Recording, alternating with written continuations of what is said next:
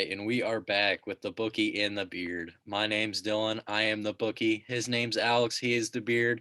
And today we are joined by the man who is going to be winning the MVP this year, the man who will be winning the Super Bowl this year, Are we talking about the Josh man, Allen? the man that has not only led the Packers to number one in the NFC North, but number one in the NFL in my eyes. Are you talking about Aaron Rodgers. Devontae Adams? No. Devontae, the best receiver in the league. Aaron, the best passer in the league. Allen, Okay. the hottest quarterback in the league right now, is also joining us from Alex's side. Let's go, Josh Allen. Bills' best team in the AFC and in the NFL right now. Nobody's going to stop the Bills. That is definitely going to be up for debate in this episode as we talk about a bunch of other stuff, including Drew Brees getting taken down by the Tampa Bay Buccaneers this past week. Let's go ahead and dive right into that.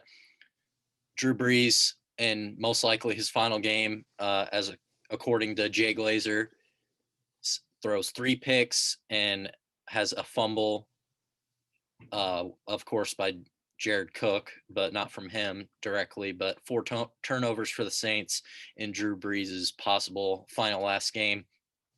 Tom and Drew out on the field after talking a little bit after the Saints lost to the Buccaneers, but I thought it was a pretty cool moment to see Tom passing a ball to Drew's son in the end zone there, and I mean, I predicted it. I think the Tampa Bay Buccaneers were going to go to the Final Four. I know I picked Washington back then, but that was mostly a kind of a money pick type thing for the sports book. But I've always liked Tampa Bay coming into the playoffs, not necessarily right away in the season, especially after their struggles, but after I saw them clicking a little bit, I liked them a little bit more, and especially after seeing Drew not get the job done in a good fashion, let's say, against the Bears, I kind of like them even more. But with Tom going up against the GOAT right here, it's going to be a tough one for him. I mean, I know he has that experience, and us as Packers fans would probably rather be playing Drew Brees, especially with his noodle arm, but we have to go with what we got, and it's GOAT on GOAT action. So it should be a good one out there. Alex, just wanted to get your thoughts here on Drew Brees, and even I just saw a report, Michael Thomas having multiple surgeries on his ankles. So kind of curious to see what your thoughts for the future of the Saints are. Yeah, Drew, I think that game was lost when Cook fumbled that ball. I think that was the turning point in the game because it looked like the Saints were going to drive down the field and score more points. That would have changed the outcome of the game, I believe. Drew Brees hasn't looked like himself this year. I mean, when it's time, it's time. The fact that Brady has all those weapons and Brady has time to throw and all that is different than what Brees has, what Rodgers has, what a lot of these other quarterbacks. It seems like it's Jameis Winston time out there in New Orleans. I mean, I think the cameras caught Drew Brees saying that this is your team now to him. So yeah, that was a great play that they ran where he was wide open. Saw the Bears use it against them in the past week, and they were like, hey, let's see if it works. And sure enough, it did to perfection. And yeah, I mean, Brees is done.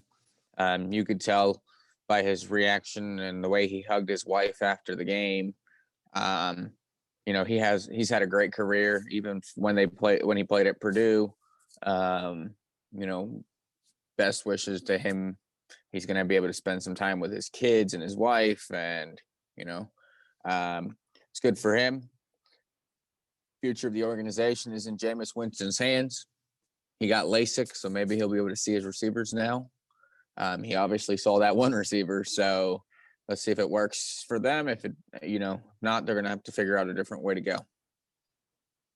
Yeah, and a man that's not going to be able to see his wife and kids is going to be Tom Brady as he takes on my Packers, who will be fortunate to have AJ Dillon in the lineup potentially.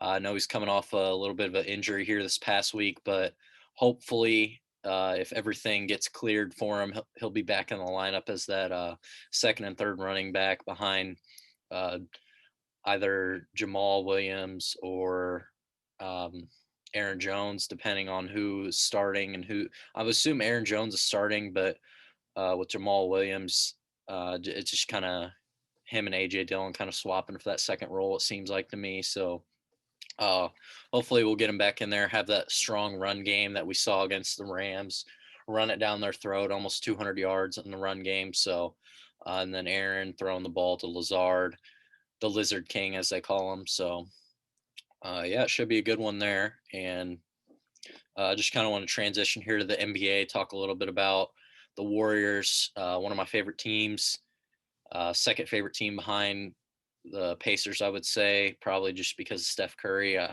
Big fan of what he's done, very inspirational towards the game of basketball. So I love to watch him play, love to see him succeed, as he did last night against the Los Angeles Lakers and LeBron and AD.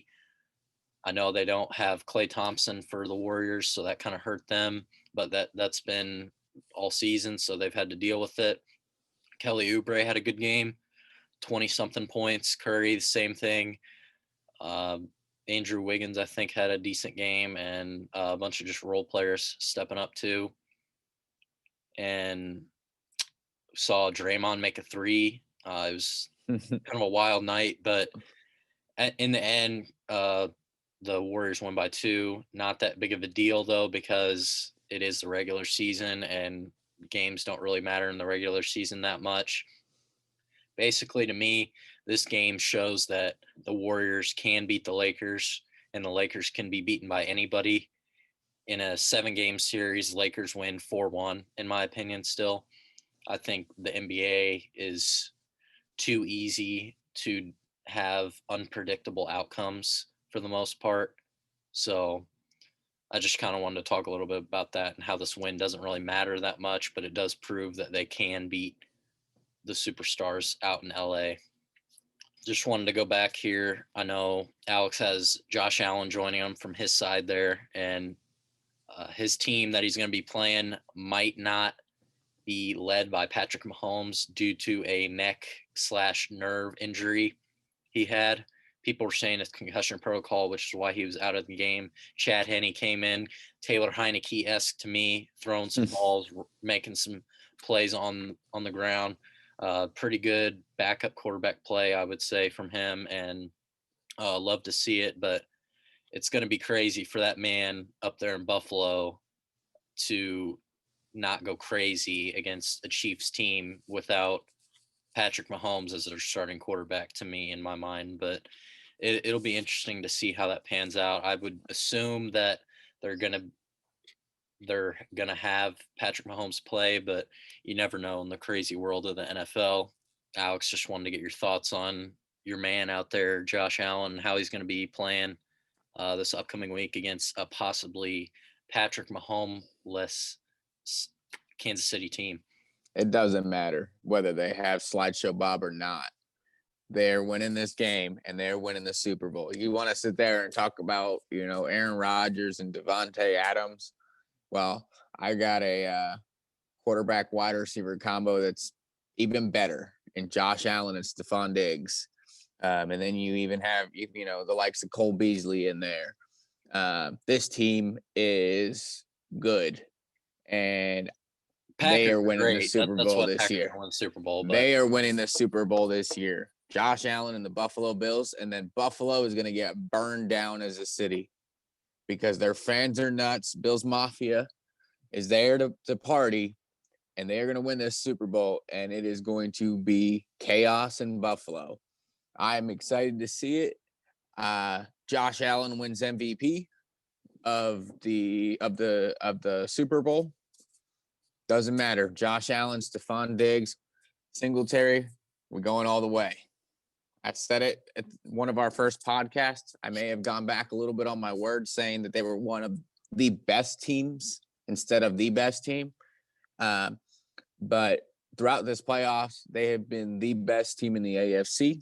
And I don't think anybody's going to stop them from here until February, whatever day that is. Bills Mafia, let's go. Yeah, gonna have to disagree with you there, but especially due to this man leading the Packers. But yeah, we'll see. So Alex and I were talking here over break, and we were just kind of discussing the Browns game and going over our bums of the week. I was mentioning to him who I thought were the bums of the week. So I'll go ahead and get into my list, and then we'll kind of talk about what we need to about the Browns game. So my first bum of the week is the whole Chargers organization for hiring DC from the Rams, Brandon Staley, and not holding out for OC Brian Dable of the Buffalo Bills. I mean, at the end of the day, if it's a good hire, it's a good hire. But Brian Dable, to pass on him right now is kind of questionable. Next bum of the week would be the Browns for not pulling out a dub over the Pat Mahomes less Chiefs whenever there was like 8 minutes left on the third quarter and they couldn't get the job done against them. And then number one bum of the week, I'm sure as you guys could guess, was Drew Brees going out of possibly his final game against Tom Brady with 3 picks and 4 turnovers as a whole team. So yeah, we were just kind of talking about the Browns game. Let's go ahead and get back to that. We were talking about how that fumble in the end zone, Alex was mentioning how it was targeting. If you want to go ahead and talk about that, we can dive into it a little bit more. Yeah, I mean, I think I think that should have been first and goal from the 1 yard line for Cleveland. You know, leading with the helmet is always and has always been illegal. I mean, not always, but over the last, since concussions started becoming a big thing, I believe that they should adopt some sort of form of what they do in college where they review that. I think the rule in college is absolute garbage when it comes to what is determined to be targeting. But I think they should adopt some sort of format where they can look at it and make the right call. I mean, this is the playoffs. That would have changed the dynamic of the game. I mean, that would have put Cleveland up. And maybe you don't see Pat Mahomes try to make that run on 4th down or whatever, or 3rd down to get the 1st down. Maybe they do a different play. So it would have changed the dynamic of the whole game. I do believe my biggest bum of the week was the whole Saints Buccaneers game. I mean, Tom Brady threw for 199. I mean, it was zero. Wasn't it 0 points unless it was off turnovers? Yeah, something along those lines. I mean, it was literally. And you're not they gonna had get that in the against first the GOAT next week. Oh God! And then the first quarter, there was a total of 32 yards or 31 yards of offense between Drew Brees and the Saints and the Bucks. I mean, that to me is just not fun to watch. But yeah, I going back to that other game, I do think that the officials should have huddled up and made a different decision. Obviously, we have the luxury of instant replay where we can make those decisions. But in the day and age that we're in right now of technology, we should be able to go back and make that call right. Yeah, well, with the fumble out of the end zone, I kind of thought of a new plan or play that should result from that, because getting the ball back or giving the ball back to the other team's not really, I mean, that's kind of a dumb rule, I think we can say. But so I decided to come up with a new rule that I think is a good idea, but we'll see. So if the ball's fumbled out of bounds in the end zone, then the team that fumbled should get the ball back, and it should be on the 20 or 25-yard line, depending on what they want. And it should be, let's say that the team is at a 1st and goal, and they fumble it out of the end zone. I think it should be 2nd and goal at the 20 or 25. And if they are, let's say, 2nd and 10 at the 15-yard line, then they fumble it out of the end zone, it should be 3rd and goal at the 20 or 25. So it should And always be goal. yeah, because you have to get 20 yards to get to the goal, or 25, but you lose the down basically. But if you are at the 20, let's say 30, or let's say the 27-yard line, and you have 10 yards to get a first down, and you do that, it's 2nd down and whatever at the 20 or 25. But if you're first down to get, let's say you're at the 50-yard line, and you get it into the end zone and fumble it out of bounds, then you should get it 1st and goal at the 20 or 25. Since you got past say your first down you needed to get was at the 27, you got past it, and then you bring it back to the 25 or whatever. All right, so I'm gonna tell you that's never happening. It may never happen. Confuse the hell out of every single one of our listeners. Because you confuse the hell out of me. I got it now. I understand what you're saying. But the team did the work to get that fumble. I do. I think the rule is, I don't know. I think it's fine. I just think that the wind up to that play was wrong, the way that they called it. Good luck trying to get that passed by the NFL, though. Yeah, I'm not going to try, but it's a thought of what could happen if they really wanted to change it. My idea, just don't fumble it in the first place. Yeah. Or don't, or get the call right and don't let them lead with their helmet. Yeah, I mean. So this week we only have 2 games? Yeah, two games this week. Let's go ahead and get right into them. I believe the first game is Tampa Bay NFC and Green Bay. Is that right? Yep. 2:05. I'm assuming, is that 3. Central or no? It's Eastern? 3. Yeah, it's 3. So 2:05 Central time. Mm-hmm. And yeah, you are Central time. I'm Eastern time. Yeah, I switched back to college here now. I'm in Central time, so that's how it pops up on my phone. But yeah, Tampa Bay at Green Bay. It's going to be 24, I think, and snowy. So expect a typical Lambeau December type game. But even though we're in January here, so it's going to be the snowy type of vibe, winter vibe out there in Lambeau. This will be the first time Aaron Rodgers hosts an NFC Championship game, so it'll be good to see how he plays there against Tom Brady, who has been known to play in the cold a lot, especially up in Foxborough. Packers are 4-point favorites this game, minus 105 for that, minus 115 if you're going to take the Bucks and the points, plus 165 on the money line for the Bucks, minus 190 for the Packers, and over and under at 51. I don't know what to think about this one. I mean, I think it's going to be a tough game. I'm going to take the under. I'm going to go 27-23. Packers win at home against the Bucks this week. I think that Tom knows how to play in the cold, but the rest of his team doesn't. So, yeah, give me a good game, 27-23 this week, with the Packers taking a dub. I like the points and the money line on the Packers this week, so that's what I would bet. I would stay away from over and under just because I don't know, but I'm taking the under this week for sure. So, yeah, I'm gonna go under, but not by much. I'm going Packers 31, Bucks 17. I don't even think it's gonna be a close game.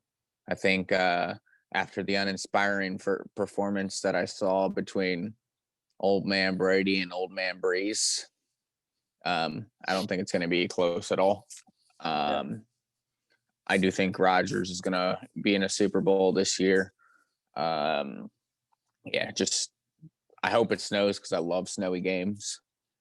Um, it'll be fun to watch. But Last yeah, game Aaron had in the snow, he played pretty well. He put up, I don't know how many points, but it was, I think, in the 30s against a good Titans team that had a lot to play for that week in week 16. So yeah, I think it's more the Bucks are going to lose it, and not really the Packers are going to win it. I think the Bucks are not going to play well. yeah, it just seems like the Packers are just clicking and the Bucks really aren't right now. I mean they are clicking, but they're not like firing the way the Packers are and the way they need to get the job done. Like we mentioned about the turnovers, the only touchdowns were off turnovers. So Yeah, but you also, obviously you have the greatest quarterback to ever play the game in Tom Brady, so you can't ever count them out. But I mean, making my prediction, I think that it's going to be a blowout. Packers win. yeah, I sure hope, but I think it'll be a good one with Tom knowing having the experience in the snow. But uh, pray for Packers victory, let's say. And the next game we got is, I think, 5:40 Central, 6:40 Eastern time on Yep. Sunday as well. Yep. The Bills going up against the Chiefs. Don't know what Pat Mahomes is, if he's going to be playing. I think the sports books are predicting him to play, though, being that they are 3-point home favorites against the Bills this week. Minus 155 on the money line for the Chiefs, plus 135 for the Bills. I personally think the Bills are first or second hottest team in football right now, behind or in front of the Packers. They're both just really playing excellent football right now in a time that you need to. Like Alex mentioned earlier, the connection with Allen and Diggs is just unreal. And with that said, I like the Bills this week to cover and the money line on them. So Packers and Bills money line and points. The over and under is one I'm going to stay away from as well because I don't know if Pat Mahomes is playing, if What they're is it? firing on offense like that. But it's at 54 right now, pretty high I think for Yeah. Chad Henne if he's playing. But I don't think sportsbooks are predicting that. But I really don't know what to pick for this game on the points. I mean, I think It's a little Buffalo. hard. I think It's a little Buffalo's hard. putting up 27, 28, somewhere around there. I'll give them 28. Uh, and then the Chiefs, I don't really know who's starting, so I can't really make a good prediction on the points there. I'd say probably 20, 24, 27 points if Mahomes plays, and 20 if Chad Henne plays. I think they're a good enough team to get some points up, but Pat Mahomes would make it close. Let's say 28-27 if Pat Mahomes plays, and 28-20 if Chad Henne plays. But yeah, I like the Bills regardless of who starts this week for the Chiefs. So that would be my pick. Alex, let's go ahead and talk about your boy there, Josh Allen, his big game to go to the Super Yeah. Bowl and make Bills Mafia burn that city down. Yeah. I obviously, already know where I'm going with this pick, no matter who starts, whether it's Slideshow Bob or Heineke Jr. The score is a hard one to predict as well. Mm-hmm. I'm gonna go with 31, and we'll say if Slideshow Bob is playing, I'm gonna go 31-17, and if I think both games are gonna end with the same score, and if Chad Henne is playing, I'm going to go 31-10. Dang, zero respect. They again, it's not about, I've always said the Bills are the best team or one of the best teams in the AFC. But at this time, it has nothing to do with who's the best team in the AFC. It's who's the hottest team in the AFC. And right now, hands down, I think they're the hottest team in the NFL, period. We can sit there and debate between the Packers, who are playing great football, and the Bills, who are playing great football. Mm-hmm. But I think, I think we're going to see a Bills-Packers Super Bowl just like you do. Obviously, who we think is going to win is a little different. But, you know, I'm excited to see what comes out of this. And, you know, Bills Mafia, I'm hoping to see some tables broken. And let's go. Yeah, it'll definitely be a good championship weekend in the NFL. We'll definitely be reacting to it. I think next week we'll be doing a show. I know I was talking with Alex a little bit about this. We're not going to have a Super Bowl to talk about, so we might hold off on doing a show. I might just come on here for 10 minutes or we might come on here for 10 minutes, kind of just talk about what happened and then end it there, and then have a new episode the next week, full length episode, just talking about who we think is going to win the Super Bowl and whatnot. But we might take an off week. I've decided that we're definitely going to be taking an off week after the Super Bowl happens. Well, after we react to the Super Bowl happening. So after that, we'll of course take a break. We're 10 episodes in, 11 now after this one. It'll be up to 13 or 14 after that episode airs. And I can't thank you guys enough for sticking with us this whole time and listening. I know Alex is appreciative as well. If you haven't already followed our Instagram, go follow it. It's the Bookie and the Beard. It's all one word. And if you want to go support, it greatly helps us. Go to anchor.fm/the Bookie and the Beard /support to donate monthly, 99, $4.99 or $9.99 per month to help us. Like we said, it helps improve the audio and visual experience for you guys. We want to make this as big as possible, and I can't thank you guys enough for still listening and keeping us motivated to do this show. Alex, do you have any thoughts before we wrap up the episode here? No, I mean, I agree with everything. You know, I think that, I mean, I'm excited to see what happens this week with the football games. And then we'll have a little short reaction and kind of go from there. Yep. Till next week, guys. Peace.